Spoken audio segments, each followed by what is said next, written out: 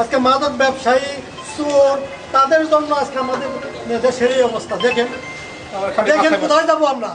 থানার মধ্যে ঢুকে এইভাবে নির্মমভাবে এতগুলো মানুষের মারলো। এই মদ কালচার, এই অবস্থা, আমাদের আর সেবাদের দরকার কি? পুলিশের কোনো রং আছে? পুলিশের বেআইনি কোনো কাজ করছে? এর জনগণ দেখছে।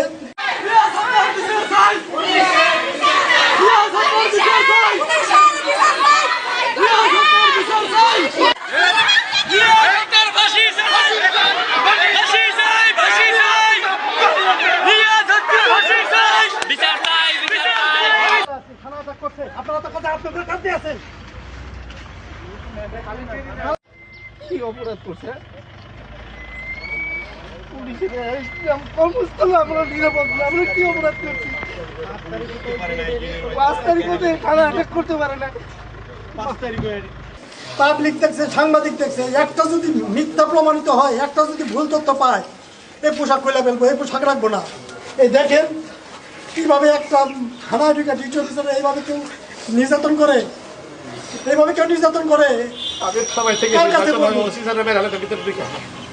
শুনেন আমি জানিস এইভাবে যদি আমাদের মানে প্রতি কাজে বাধা হয়ে যায়, তাহলে আমরা তো সামাল দিতে পারবো না, সঠিক কাজটা করতে পারবো না।